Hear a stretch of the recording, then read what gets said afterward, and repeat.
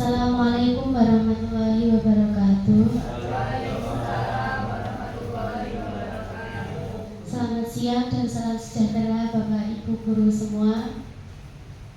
Bismillahirrahmanirrahim. Alhamdulillahirabbil alamin. Wa bihi nasta'inu ala umri dunya waddin. Assalatu wassalamu ala asrofil anbiya'i wal mursalin wa ala alihi wa sahbihi ajma'in, amma ba'du. Yang terhormat Bapak Agus Mulyono SPD MSI selaku Kepala SDN Gadungan 4. Yang saya hormati Bapak Ibu Guru SDN Gadungan 4. Pertama, marilah kita ucapkan puji syukur kehadirat Allah Subhanahu wa taala karena pada siang hari ini kita dapat berkumpul di ruang kelas 1A dalam acara diseminasi penyebaran pemahaman dan penerapan budaya positif aksi nyata calon guru penggerak angkatan 10 modul 1.4 dalam keadaan sehat walafiat. Kedua kalinya sholawat serta salam semoga tetap tercurahkan kepada junjungan kita Nabi Agung Muhammad sallallahu alaihi wasallam. Allahumma sholli ala Muhammad wa sallim. Allahumma sholli ala Muhammad wa sallim. Allahumma sholli ala Muhammad wa sallim. Semoga kita semua mendapatkan syafaatnya di hari akhir nanti. Bapak Ibu guru yang berbahagia,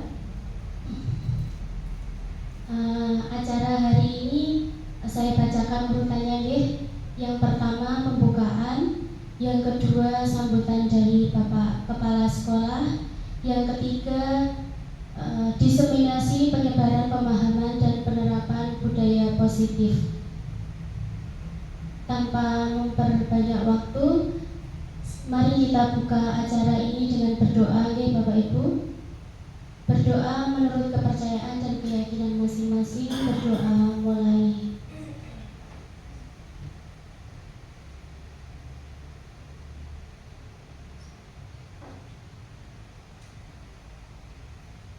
Amin, amin ya rabbal alamin. Semoga acara ini lancar dari awal hingga akhir.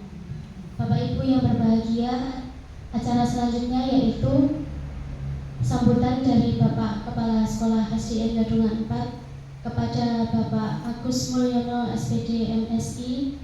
Waktu dan tempat kami haturkan.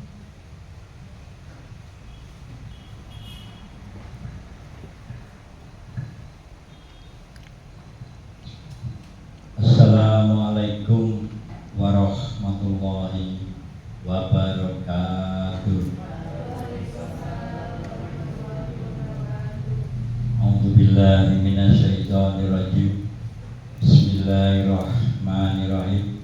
Wassalatu wassalamu ala asrofil anbiya'i wa mursalin sayyidina wa maulana Muhammadin wa ala alihi wa sahbihi ajmain, amal ba'du. La haula wa la quwwata illa billahi aliyyil azim. Pada Bapak Ibu guru SDN Gadungan 4 yang saya hormati, beserta Ibu Nur Kurohmah yang berbahagia dan yang dimuliakan Allah. Pertama dan yang utama, marilah kita panjatkan puji syukur kehadirat Allah Subhanahu wa taala, yang mana pada siang hari ini kita semua masih diberi rahmat, nikmat, taufik serta hidayahnya, sehingga kita bisa melaksanakan tugas kita dengan baik. Untuk itu marilah kita mengucapkan syukur alhamdulillah, alhamdulillahirabbil alamin. Sholawat serta salamnya Allah semoga tertujukan pada baginda Rasul Nabi Muhammad Sallallahu Alaihi Wasallam yang telah memberikan suri tauladan pada kita semuanya, sehingga kita selalu tetap berharap pada beliaunya kita diakui menjadi umatnya dan disyafaati mulai hari ini sampai besok di hari kiamat. Amin. Allahumma amin. Bapak, Ibu, saudara sekalian yang berbahagia, yang pertama kami sampaikan terima kasih kepada Bapak Ibu guru yang telah bisa hadir, bisa rawuh dalam acara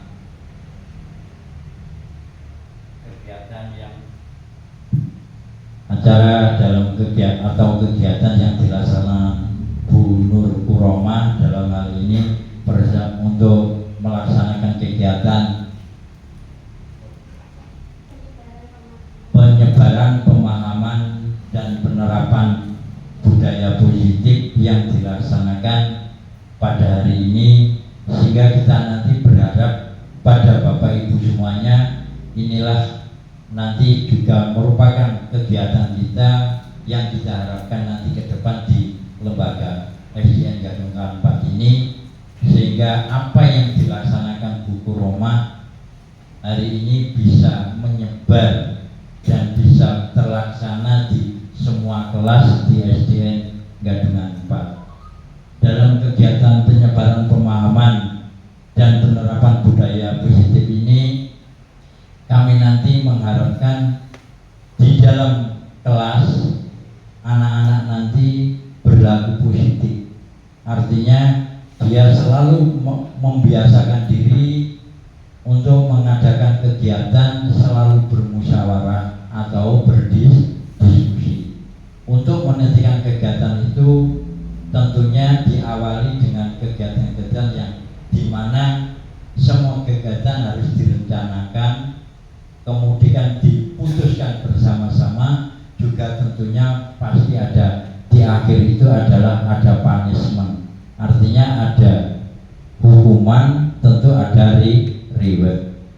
Dan nanti di dalam kegiatan positif yang budaya positif ini nantinya ke depan anak-anak terbiasa dengan menggiatkan, membiasakan diri dalam kegiatan tersebut, yaitu selalu bermusyawarah untuk menentukan kegiatan atau peraturan-peraturan di kelas masing-masing, sehingga anak-anak nanti akan tumbuh dan berkembang, berdisiplin diri di dalam dirinya, tumbuh dan kembang yang positif, baik secara pribadi nantinya ke depan kita harapkan bisa dirasakan nanti sampai ke rumah dan di lingkungan masyarakat, sehingga kita selalu memberikan pembelajaran contoh dalam rangka pembiasaan diri budaya yang positif. Dalam hal ini adalah pembiasaan untuk selalu bermusyawarah atau berdiskusi untuk menentukan kegiatan atau menentukan rencana-rencana ke depan di dalam lembaga atau di dalam kelas tentunya. Nah, untuk ini anak-anak nanti dibiasakan bermusyawarah dalam rangka menentukan kegiatan apa. Contoh kegiatan yang positif yaitu tentang disiplin atau tata tertib di sekolah atau di kelas. Nah, ini nanti Bapak Ibu, kalau anak sudah dibiasakan dari awal dijak musyawarah, dijak diskusi, diajak untuk menentukan sikap dari awal, sehingga anak-anak akan tumbuh dari pribadinya mesti ora bakal wani nglakoni hal-hal yang tidak baik. Karena apa? Dia sendiri yang menentukan, dia yang membuat. Sehingga kalau ada nanti yang salah atau yang tidak melakukan tata tertib itu, tentunya mereka yang akan menghukum sendiri.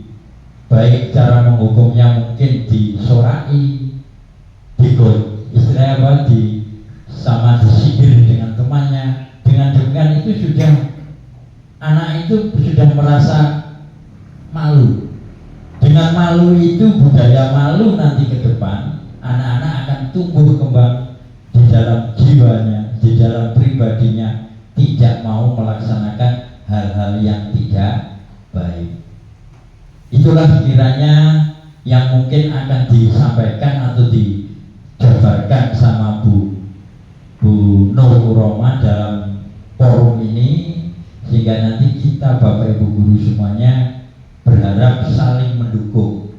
Ketika ada anak yang salah, Bapak Ibu guru yang mapel terutama yang bisa masuk di kelas, mungkin cukup mengingatkan, tolong Anda sudah membuat kesepakatan bersama dalam tata tertib, sehingga harus perlu kamu junjung tinggi, kamu patuhi, sehingga kamu menjadi anak yang baik. Jika kamu salah, tolong baca ulang. Itu ya. Jadi guru mapel nanti, karena yang masuk ke kelas masing-masing tentunya di aturan atau di tata tertib per kelas itu mungkin ada yang mesti tidak sama. Artinya mungkin ada yang lebih berat hukumannya, ada sebagainya, itu yang tentukan mereka sendiri. Untuk itu mari kita nanti saling mendukung, saling kerjasama dengan yang baik, sehingga tercipta lingkungan SDN Gadungan 4 ini budaya yang positif, baik budaya malu, budaya disiplin waktu. Terima kasih, itu mungkin yang bisa kami sampaikan. Ada kurang lebihnya saya mohon maaf. Saya akhiri, ihdinas siratal mustaqim. Wassalamualaikum warahmatullahi wabarakatuh. Waktu kami kembalikan pada Bu Nur Kuroma. Terima kasih Pak Agus. Nah, saya lanjutkan ya Bapak Ibu. Budaya positif. Apa itu budaya positif? Budaya positif merupakan perwujudan dari nilai-nilai atau keyakinan universal yang diterapkan di sekolah. Budaya positif dapat mendorong murid untuk mampu berpikir, bertindak, dan mencipta sebagai proses memerdekakan dirinya, sehingga murid mampu mandiri dan bertanggung jawab. Konsep inti dari modul budaya positif yang pertama adalah perubahan paradigma belajar, kebutuhan manusia, disiplin positif, motivasi perilaku manusia, keyakinan kelas, nilai-nilai kebajikan, posisi kontrol guru, dan yang terakhir adalah segitiga restitusi.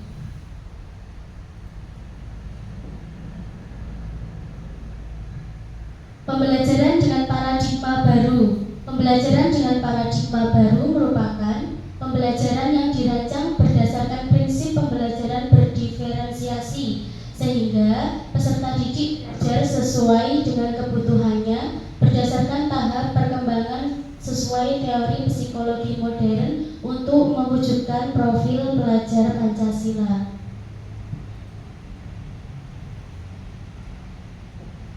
Nah, ini ada games Bapak Ibu, pembelajaran dengan paradigma baru.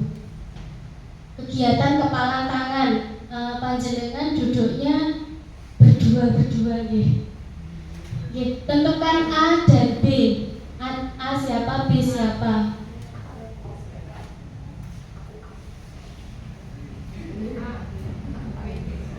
Pak Hakim sadar kalian Pak Agus. Iya. Pak Dimas, terakhir Pak Dimas mau ini. Kan Pak Dimas. Jangan Pak Dimas. Kita di sini aja kawan. Nah. Saya tukang itu. Masih Siti sendiri. Nah, ada. Pak Dimas maju.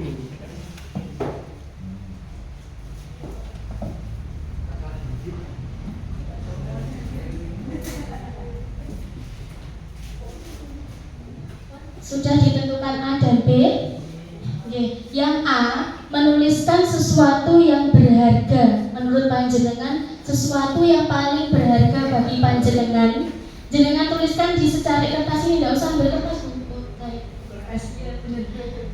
Terus nanti yang A akan menggenggam dengan sekuat tenaga. Lalu yang B akan mencoba membuka kepalan tangan Anda dan mengambil kertas yang berisi tulisan sesuatu yang berharga tadi dengan cara apapun. Boleh dengan membujuk, mengancam, menghardik, merayu, menyuap, atau apapun agar dapat membuka kepalan tangan Anda.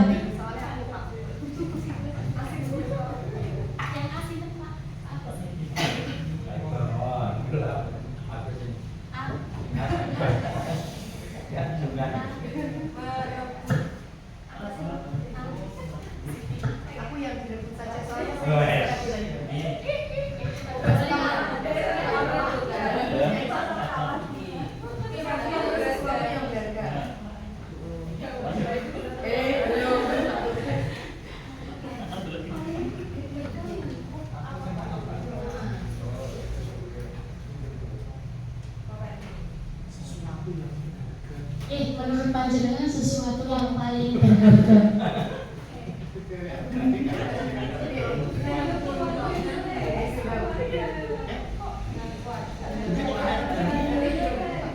Ya, dengan genggam dengan sekuat tangan.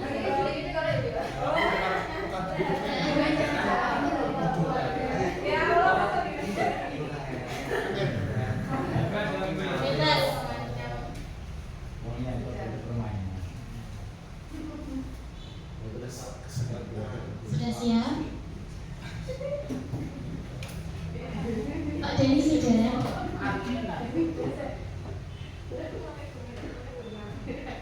Sudah nggih? Saya hitung 1 sampai 10 nggih. Siap nggih? 1, 2, 3. 1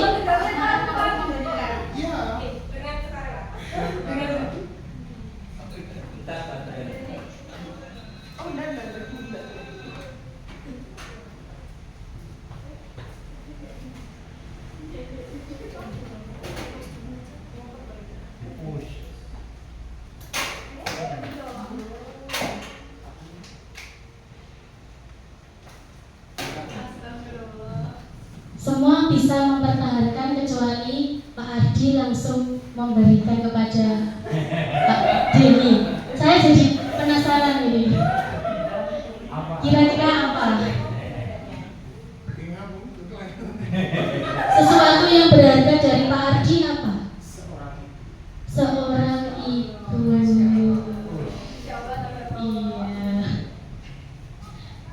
Iya. Tapi kok langsung diberikan kepada Pak Denny ya ibunya? Ya itulah, yang memiliki kontrol, mempertahankan atau memberikan itu adalah diri sendiri ya Bapak Ibu.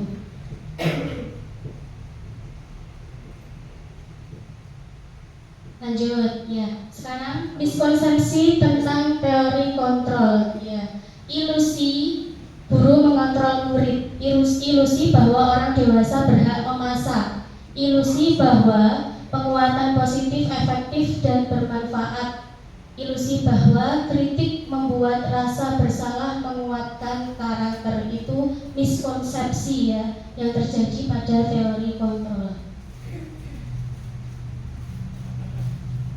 Lalu Dr. William Glasser meluruskan miskonsepsi tentang makna kontrol. Yang pertama, ilusi guru mengontrol murid.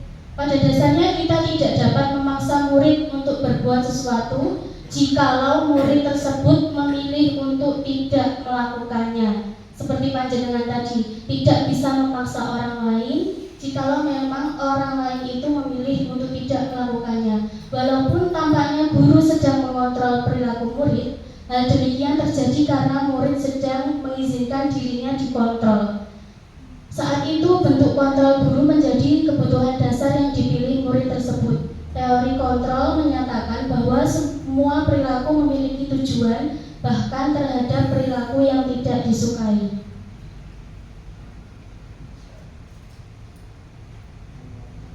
Lanjut, ilusi bahwa penguatan positif, efektif, dan bermanfaat. Penguatan positif atau bujukan adalah bentuk-bentuk kontrol. Segala usaha untuk mempengaruhi murid agar mengulangi suatu perilaku tertentu adalah suatu usaha untuk mengontrol murid tersebut dalam jangka waktu tertentu. Kemudian, murid tersebut akan menyadari dan mencoba untuk menolak bujukan kita, atau bisa jadi murid tersebut menjadi tergantung pada pendapat sang guru untuk berusaha.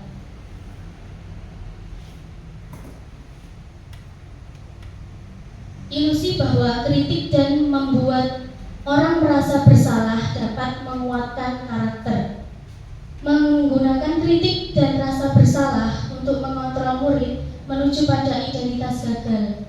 Mereka belajar untuk merasa buruk tentang diri mereka. Mereka mengembangkan dialog diri yang negatif. Kadangkala sulit bagi guru untuk mengidentifikasi bahwa mereka sedang melakukan perilaku ini, karena seringkali guru menggunakan suara cukup halus untuk menyampaikan pesan yang negatif.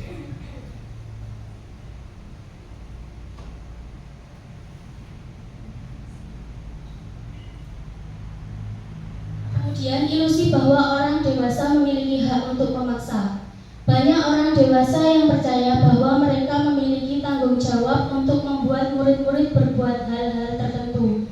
Apapun yang dilakukan dapat diterima selama ada sebuah kemajuan berdasarkan sebuah pengukuran kinerja. Pada saat itu pula orang dewasa akan menyadari bahwa perilaku memaksa tidak akan efektif untuk jangka waktu panjang dan sebuah hubungan permusuhan akan terbentuk. Ini mengubah paradigma stimulus respon ke pendekatan teori kontrol. Stimulus respon tentang dunia. Yang pertama, realitas kebutuhan kita sama. Pada kenyataannya teori kontrol tentang dunia, realitas atau kebutuhan kita berbeda. Semua orang melihat hal yang sama. Pada kenyataannya, setiap orang memiliki gambaran yang berbeda. Kemudian, kita mencoba mengubah orang agar berpandangan sama dengan kita. Kita berusaha memahami pandangan orang lain tentang dunia. Perilaku buruk dilihat sebagai suatu kesalahan. Lalu pada teori kontrol, semua perilaku memiliki tujuan. Teori stimulus respon, orang lain bisa mengontrol saya. Lalu pada teori kontrol, hanya Anda yang bisa mengontrol diri Anda. Pada teori stimulus respon, saya bisa mengontrol orang lain. Pada teori kontrol, Anda tidak bisa mengontrol orang lain. Pada teori stimulus respon, pemaksaan ada pada saat bujukan gagal. Pada teori kontrol, kolaborasi dan konsensus menciptakan pilihan-pilihan baru. Kalau pada teori stimulus respon, model berpikir menang kalah. Kalau pada teori kontrol, model berpikir menang menang. Kemudian disiplin positif. Disiplin berasal dari kata disiplina yang artinya belajar. Disiplin mengacu pada disiplin diri yang memiliki tanggung jawab terhadap apa yang dilakukan berdasarkan nilai-nilai yang diyakini. Disiplin positif merupakan salah satu cara penerapan disiplin yang bertujuan untuk menumbuhkan kesadaran serta memberdayakan peserta didik tanpa imbalan, penghargaan atau reward, ancaman dan hukuman. Jadi tanpa imbalan atau penghargaan dan tanpa hukuman. Sebagai pendidik, tujuan kita adalah menciptakan peserta didik yang memiliki disiplin diri sehingga mereka berperilaku mengacu kepada nilai-nilai kebajikan universal dan memiliki motivasi intrinsik dalam perbuatan dan perilaku ke arah yang lebih baik. Nah, tadi ada nilai-nilai kebajikan. Nilai-nilai kebajikan adalah nilai yang disepakati bersama, lepas itu dari suku, bangsa, agama, bahasa maupun latar belakangnya. Contoh nilai-nilai kebajikan sebenarnya ada banyak sekali, tapi di sini saya ambil 3. Yang pertama, tentu yang Bapak Ibu tahu, yaitu profil pelajar Pancasila. Profil pelajar Pancasila ada 6 dimensi. Dimensi yang pertama, beriman dan bertakwa kepada Tuhan Yang Maha Esa dan berakhlak mulia, berkebinekaan global, gotong royong, mandiri, kreatif, dan bernalar kritis. Lalu nilai kebajikan yang kedua berisi mengenai keterampilan hidup atau lifestyle, dapat dipercaya, lurus hati, pendengar yang aktif, tidak merendahkan orang lain, memberikan yang terbaik dari diri. Kemudian yang ketiga dari IBO Primary Years Program, toleransi, rasa hormat, integritas, mandiri, menghargai, antusias, empati, keingintahuan, kreatif, kerjasama, percaya diri, dan komitmen. kalih dimakan buat napa-napa Bapak Ibu. Rekamannya.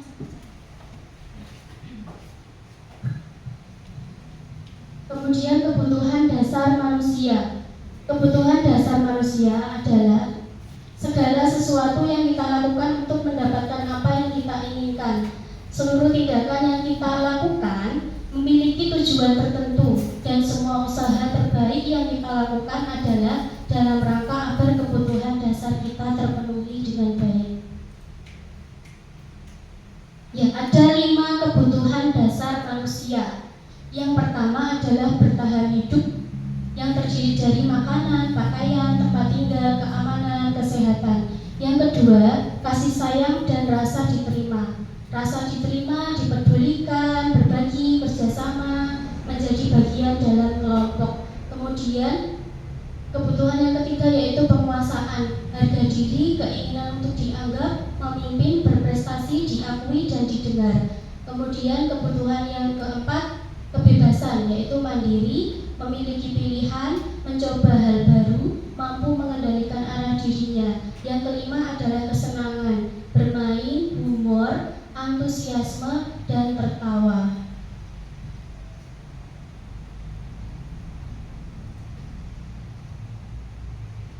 Teori motivasi perilaku manusia terdiri dari motivasi ekstrinsik dan motivasi intrinsik. Motivasi ekstrinsik itu motivasi dari orang lain, yaitu untuk menghindari ketidaknyamanan atau hukuman, atau untuk mendapatkan imbalan atau penghargaan dari orang lain. Lalu motivasi intrinsik untuk menjadi orang yang mereka inginkan dan menghargai diri sendiri dengan nilai-nilai yang mereka percaya.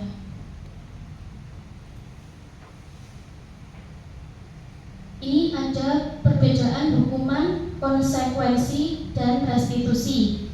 Hukuman itu tidak terencana atau tiba-tiba. Murid tidak tahu apa yang akan terjadi atau tidak dilibatkan. Hanya bersifat satu arah, berupa hukuman tindakan fisik atau psikis, itu malah yang lebih menyakitkan kalau psikis. Lalu konsekuensi. Konsekuensi terencana atau disepakati sesuai peraturan. Murid tetap dibuat tidak nyaman, sikap guru selalu memonitor murid. Yang terakhir adalah yang terbaik, yaitu restitusi. Restitusi merupakan proses menciptakan kondisi bagi murid untuk memperbaiki kesalahan. Proses kolaboratif yang mengajarkan murid untuk mencari solusi sendiri. Nah, ini coba panjenengan catat dulu. Ini merupakan hukuman atau konsekuensi. Hukuman atau konsekuensi.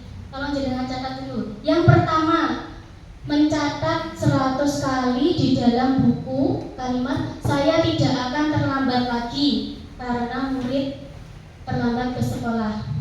Jenengan catat dulu. Dimanapun, di kotak itu boleh, di kertas panjenengan boleh.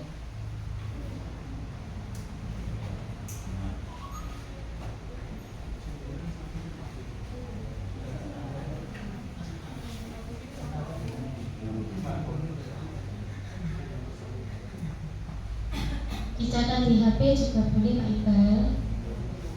Yang kedua, lari mengelilingi lapangan basket 2 kali karena terlambat hadir di sekolah.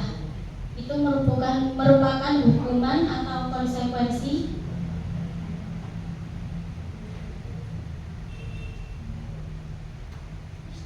Yang ketiga, murid diminta untuk push up 100 kali karena tidak mengenakan masker ke sekolah.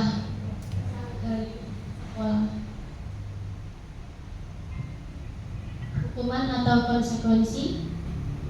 Yang keempat, menggantikan kertas tugas teman yang telah dicoret-coret. Itu merupakan hukuman atau konsekuensi. Yang kelima, membersihkan tumpahan air di meja tulis karena tersenggol pada saat belajar. Kira-kira itu hukuman atau konsekuensi. Selanjutnya, meminta murid tidak mengenakan sepatu seharian di sekolah karena ia tidak mengenakan sepatu hitam. Itu merupakan hukuman atau konsekuensi Bapak Ibu. Dan yang terakhir, lari mengelilingi lapangan basket 2 kali karena terlambat 10 menit saat pelajaran PJOK.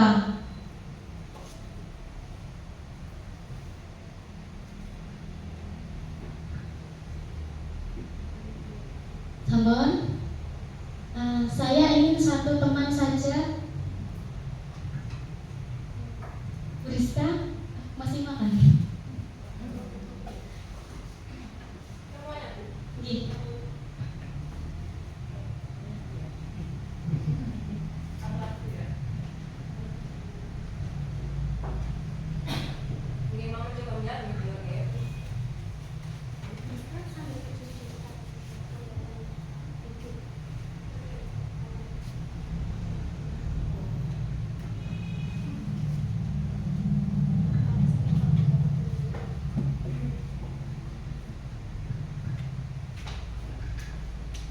Assalamualaikum warahmatullahi wabarakatuh.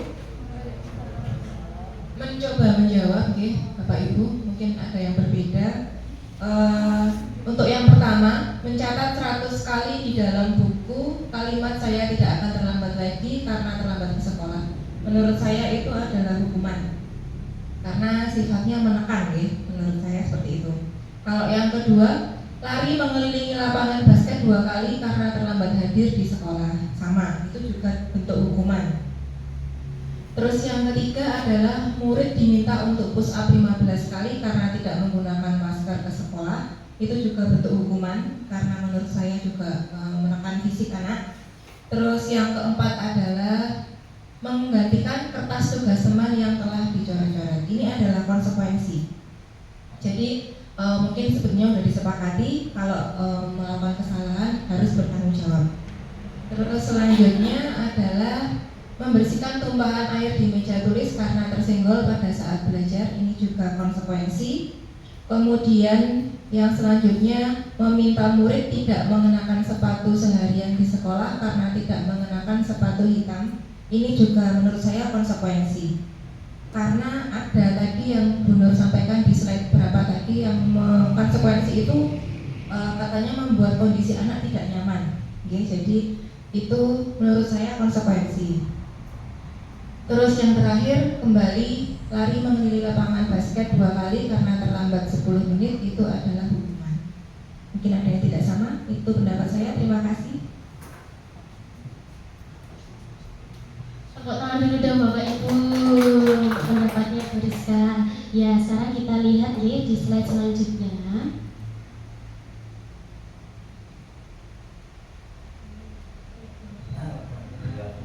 Ya, mencatat 100 kali saya tidak akan terlambat lagi, itu hukuman. Lari mengelilingi lapangan basket 2 kali karena terlambat hadir di sekolah, juga merupakan hukuman. Murid diminta untuk push up 15 kali karena tidak menggunakan masker ke sekolah, juga merupakan hukuman. Menggantikan kertas tugas teman yang telah dicoret-coret merupakan konsekuensi. Membersihkan tumpahan air di meja tulis karena tersenggol pada saat belajar, juga merupakan konsekuensi. Lalu yang ini tadi, murid disuruh untuk mengenakan sepatu, tidak mengenakan sepatu di seharian di sekolah karena tidak mengenakan sepatu hitam. Itu juga merupakan hukuman karena nanti bisa menyebabkan luka psikis juga fisik, dipermalukan teman-temannya. Lalu yang terakhir itu yang menjadi titiknya adalah lari mengelilingi lapangan basket karena terlambat 10 menit untuk pelajaran PJOK. Gitu Bapak Ibu. Terima kasih atas jawaban panjenengan sedaya. Kemudian ada 5 posisi kontrol guru. Yang pertama sebagai penghukum, yang kedua sebagai pembuat merasa bersalah, yang ketiga sebagai teman, yang keempat sebagai pemantau, dan yang kelima ini yang paling baik Bapak Ibu adalah sebagai manajer.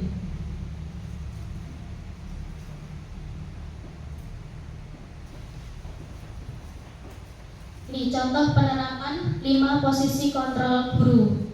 Kasusnya, siswa tidak memakai atribut lengkap saat upacara. Posisi guru pada penghukum yaitu menyuruh siswa hormat pada bendera selama 1 jam. Kemudian posisi pembuat merasa bersalah, gurunya berbicara, berapa kali ibu harus memberitahu kamu selalu saja mengecewakan ibu. Itu posisi pembuat merasa bersalah. Kemudian posisi teman, ayo dong ikuti aturan sekolah, tolong bantu ibu ya sekali ini. Ya sudah, tidak apa-apa, lain kali jangan sampai berbuat seperti ini lagi ya. Lalu posisi sebagai pemantau, kamu sudah melanggar peraturan sekolah, kamu tahu konsekuensinya. Setelah upacara, kamu beri atributnya ke koperasi dan jangan diulangi lagi. Yang terakhir adalah posisi kontrol sebagai manajer. Apakah kamu tahu kesalahanmu? Kira-kira bagaimana cara kamu memperbaiki kesalahanmu? Jadi, kita menanyakan kepada siswa kesalahan apa yang sudah dia lakukan.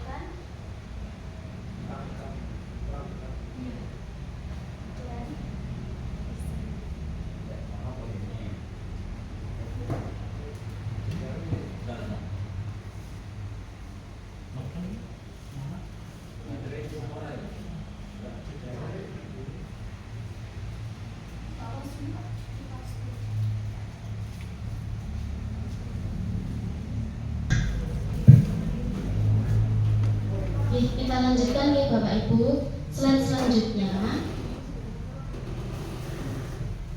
Nah, ini kira-kira kita berada di posisi kontrol yang mana jika kita berbicara, saya kecewa sekali dengan kamu. Membuat merasa bersalah.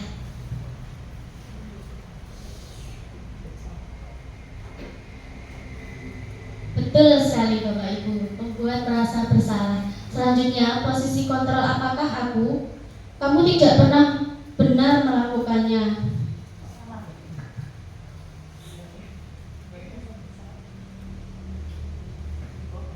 Penghukum. Selanjutnya, apa rencana kamu untuk menyelesaikan masalah ini? Manajer. Sudah pandai semua ini calon guru penggerak angkatan 12. Ya, betul sekali Bapak Ibu, jawabannya adalah manajer. Kemudian posisi kontrol apakah aku? Ayo lakukan demi Bapak atau Ibu ya. Posisi teman. Iya. Yang terakhir, kamu tidak pernah mendapatkan nilai jika tidak mengerjakan tugas. Iya, tepuk tangan dong untuk Bapak Ibu guru SDN dengan 4 yang hebat-hebat ini. Selanjutnya, keyakinan kelas. Ya, mengapa kok keyakinan kelas?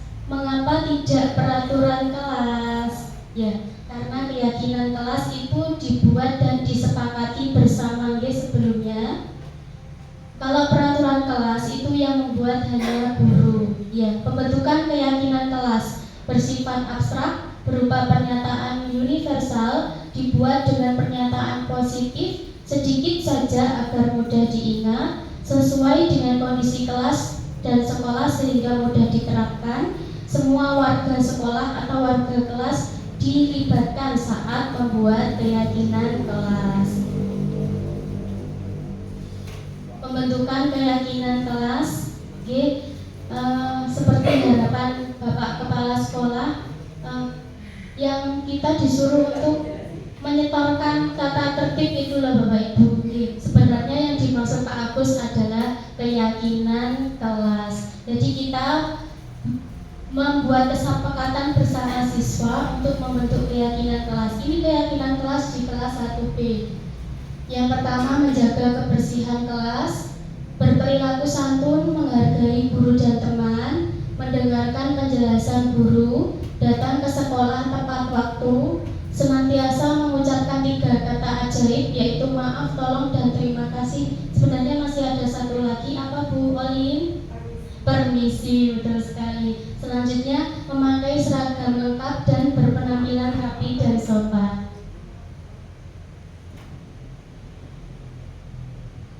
Nah, ini penyelesaian masalah dengan segitiga restriksi. Sekarang saya minta waktu Bapak Ibu untuk curhat, menceritakan masalah yang pernah terjadi di kelas Bapak Ibu beserta cara menyelesaikannya.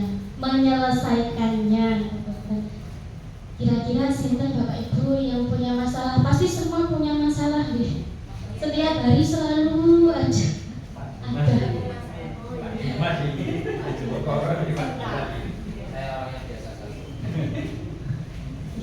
Monggo Bapak Ibu. Sinten yang kersa bercerita? Nggih, Bu Rizka. Dari sini Bu Rizka. Mungkin punya lagi punya ya. Bismillahirrahmanirrahim. Bukan curhat nih, sharing saja. Mungkin semua pernah mengalami ya, kalau di kelas itu anak-anak biasanya itu sukanya kalau menemukan barang itu atau uang, misalnya uang ya, ada uang jatuh seperti itu misalnya. Ini uang siapa? Gitu, mesti semua berebut bilang itu punya saya, nah itu tidak ketemu solusi. Akhirnya kalau kita mempercayai semua bilang itu adalah uang mereka. Nah, mulai dari kejadian seperti itu, akhirnya di kelas itu dibiasakan untuk misalnya menemukan barang-barang saat piket atau menyapu atau di mana dia berjalan ketemu jalan yang dicegat barang yang terjatuh. Nah, misalkan pensil, misalkan penghapus, itu saya sediakan di kelas itu kotak atau tempat khusus untuk barang temuan. Jadi saya tanamkan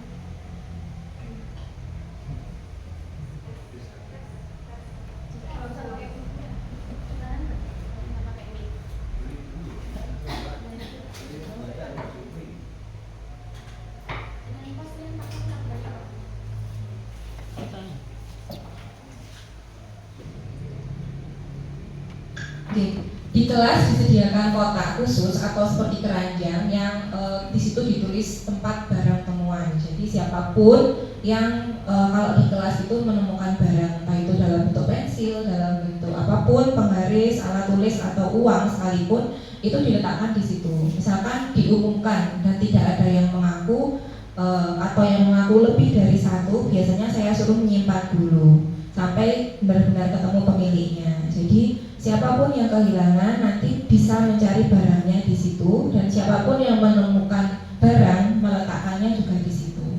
Mungkin itu pembiasaan kecil yang membuat anak-anak memahami untuk tidak mengambil apa yang bukan haknya. Jadi berusaha untuk jujur, apapun itu, meskipun saya tidak tahu sebagai gurunya, teman-temannya juga tidak tahu, tapi ada Allah yang Maha tahu. Cukup sekian, terima kasih. Wassalamualaikum warahmatullahi wabarakatuh. Luar biasa ya, cara Bu Rizka menyelesaikan masalah di kelas beliau. Selanjutnya, monggo. Saya belum mendengar suara guru penggerak angkatan 9 ini.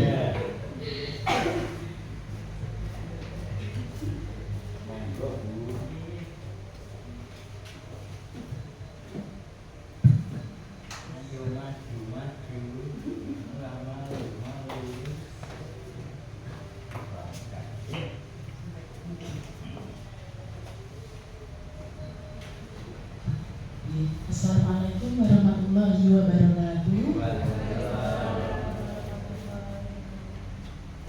Terkait dengan apa yang ada di layar, ceritakan masalah yang pernah terjadi di kelas Bapak Ibu, tentu sudah bukan jadi rahasia, okay? Kelas 2A itu super sekali. Tentu banyak sekali masalah yang ada di kelas saya terkait tentang murid-murid. Misalkan itu pernah suatu saat terjadi, sama sih sebenarnya hampir sama dengan Bu Rizka. Salah satunya yaitu uang terjatuh, kemudian oyok-oyokan itu uang saya. Tapi karena Briska sudah menyampaikan, saya akan cari kasus yang lainnya, yaitu tentang siswa yang bertengkar. Nah, dari siswa yang bertengkar itu kebanyakan mereka itu tidak ingin disalahkan. Jadi mereka mesti akan membela diri sendiri. Bukan aku tidak mulai duluan, dia yang duluan. Nah, kalau pertama saya cari kebenarannya dulu. Jadi saya tidak langsung saya panggil, saya cari tahu dulu kebenarannya. Kebetulan di kelas saya itu ada satu siswa yang termasuk saya percaya. Jadi dia bisa menceritakan kronologi. Jadi sebelum ada satu siswa yang istilahnya membela dirinya, saya punya bahan untuk bahan pertimbangan. Nah, itu setelah saya setidaknya tahu kronologinya, anak tersebut ketika pulang sekolah akan saya panggil duluan. Terutama apalagi kan saya juga sama dengan Bu Nur mendapat pelajaran tentang segitiga restitusi. Jadi saya mencoba untuk mempraktekkan dari apa yang sudah saya pelajari. Dari segitiga restitusi itu ada 3 hal yang harus dilakukan. Yang pertama yaitu tentang memvalidasi tindakan yang salah. Menstabilkan identitas dulu. Jadi anak itu ketika berdua bersama saya tanyai, coba kamu ceritakan dulu bagaimana tadi kronologinya. Walaupun sebelumnya saya sudah bertanya kepada teman, karena dia merasakan sendirian, jadi dia akan bercerita sesuatu yang apa yang benar-benar ada dalam hatinya. Unek-uneknya itu dia akan bisa mengeluarkan, karena kan dia nggak malu, dia tidak ada teman yang istilahnya moyoi, nggak ada. Jadi dia akan bercerita benar-benar apa yang ada dalam dirinya itu kan diceritakan. Nah, kita sebagai guru dalam langkah yang pertama ini, kita nanti akan menyampaikan saya menyampaikan, oh jadi kamu tadi melakukan hal tersebut karena kamu membela dirimu gitu. Jadi istilahnya kita nggak ngejar mereka awakmu salah, nggak selalu seperti itu. Kita menstabilkan identitas dulu. Oh jadi kamu tadi melakukan itu untuk membela dirimu. Apakah yang kamu lakukan itu sudah benar atau belum? Jadi kita menanyai mereka, tindakanmu itu sebenarnya sudah benar atau belum sih? Jadi mereka sendiri yang mencari jawaban. Iya, jadi bukan kita yang bilang tindakanmu itu salah, kamu itu harusnya nggak boleh seperti itu. Tidak, tetapi kita menanyai mereka apakah tindakannya sudah benar, apakah tindakannya sudah sesuai dengan keyakinan kelas yang sudah dibuat, seperti apa yang sudah Bu Nur sampaikan tadi. Nah, kan dari situ mereka akan tahu, oh iya, sebenarnya apa yang saya lakukan itu ya nggak sesuai Bu, bertengkar itu kan ya nggak baik gitu. Nah, setelah itu baru di puncaknya yaitu langkah yang ketiga, menanyakan keyakinan kelas yang itu tadi. Nah, setelah apakah yang kamu lakukan itu sudah benar, kan dia mesti bisa berpikir di anak-anak kecil itu dia jadi cara, iya Bu itu nggak benar. Lalu harusnya kamu seperti apa?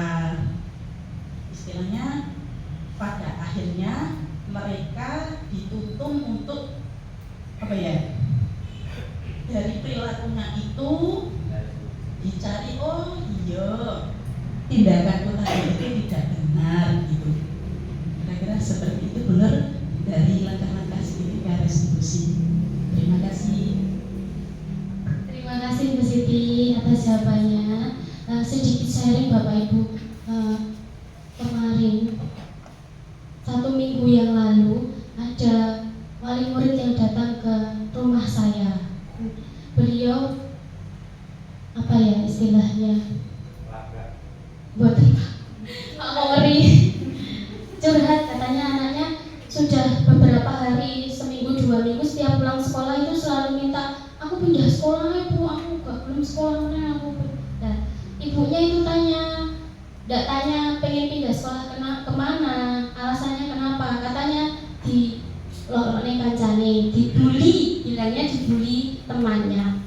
Ya, setelah itu besoknya si anak tersebut saya tanya berdua setelah semuanya pulang.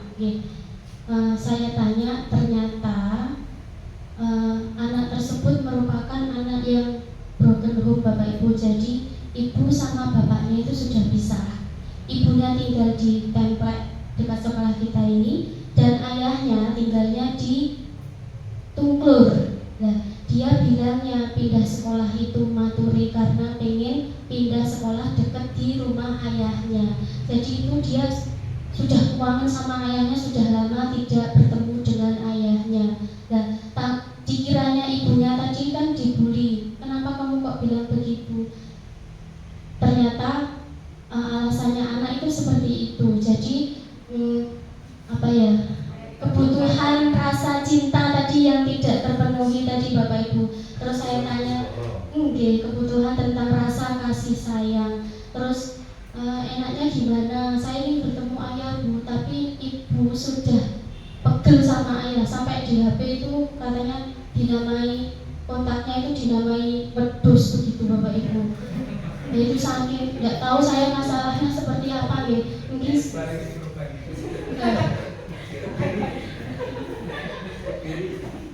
terus setelah anaknya pulang, saya telepon ke orang tuanya. Ternyata, walah Bu, terima kasih deh, anak saya itu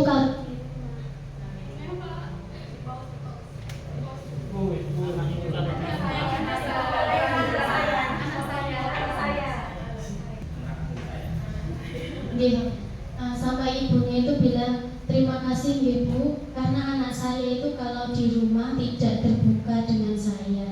Setelah ini saya carikan solusi supaya si anak tadi bisa bertemu dengan ayahnya. Mungkin pada saat malam minggu atau gimana dia bisa tidur di tempat ayahnya.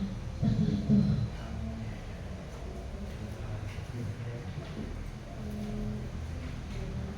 Nah, ini menyelesaikan masalah dengan segitiga restitusi. Segitiga restitusi adalah suatu proses dialog yang dijalankan oleh guru agar dapat menghasilkan murid yang mandiri dan bertanggung jawab.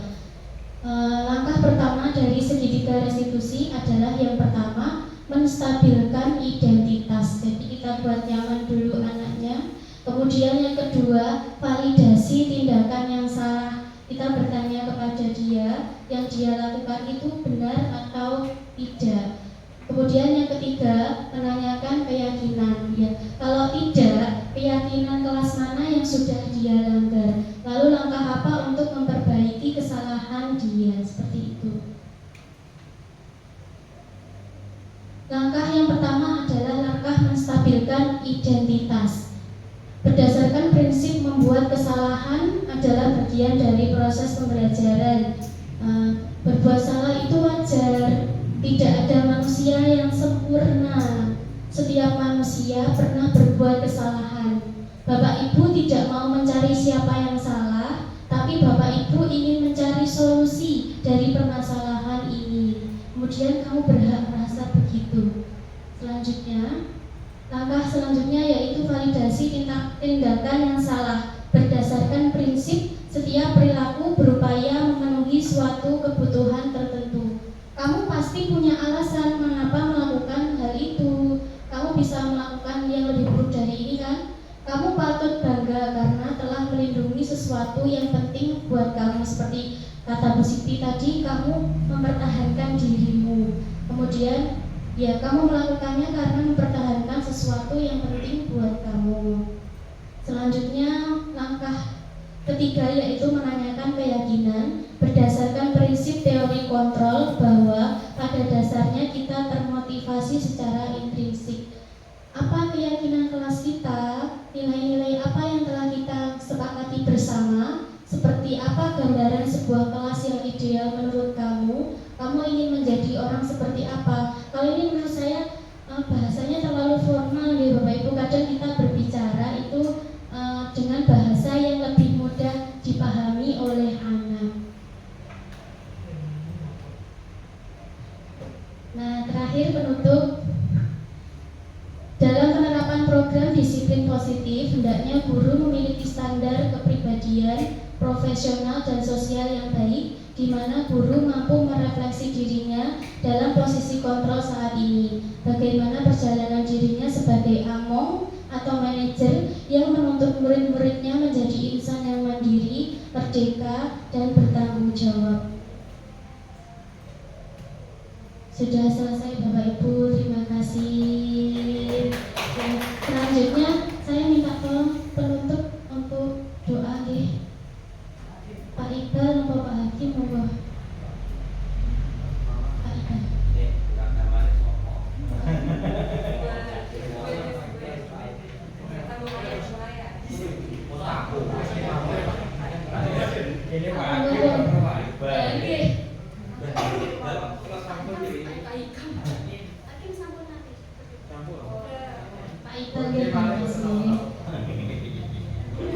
Waktu dan tempat kami persilakan kepada Bapak Iqbal.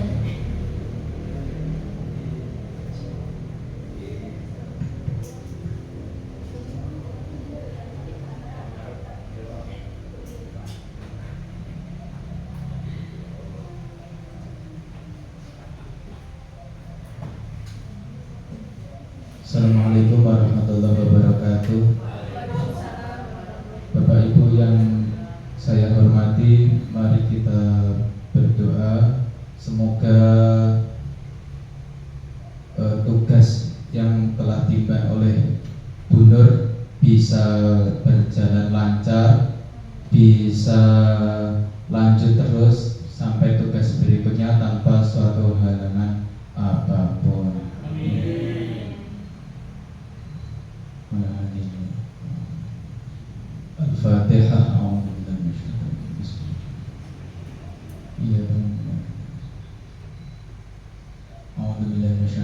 Bismillahirrahmanirrahim. Allahumma shalli wa sallim wa barik ala sayyidina Muhammad walhamdulillahi rabbil alamin.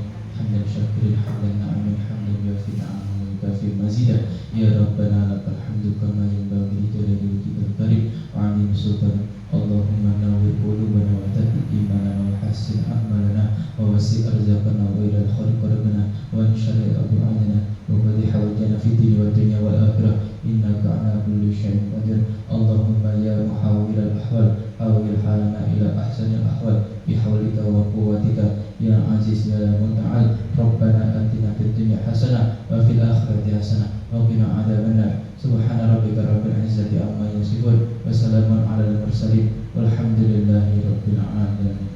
Bismillahirrahmanirrahim. Fatihah. Alhamdulillah bismillahirrahmanirrahim. Alhamdulillahi rabbil alamin arrahmanirrahim. Iyyaka na'budu wa iyyaka nasta'in ihdinas siratal mustaqim siratal ladzina an'amta 'alaihim. Cukup sekian, bila ada kurang lebihnya dari saya mohon maaf. Bila terlalu. Wassalamualaikum warahmatullahi wabarakatuh.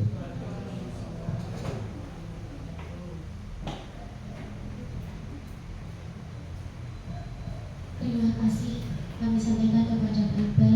Bapak Ibu yang berbahagia, diseminasi hari ini telah selesai. Semoga ilmu yang saya dapatkan dari program Guru Penggerak ini bisa panjenengan semua adopsi dan diterapkan di kelas, sehingga kelas atau sekolah kita menjadi tempat yang aman dan nyaman bagi siswa. Terima kasih atas waktunya. Ada kurang lebihnya, tentu ada kurangnya karena kelebihan hanya milik Allah Subhanahu wa taala. Terima kasih saya sampaikan.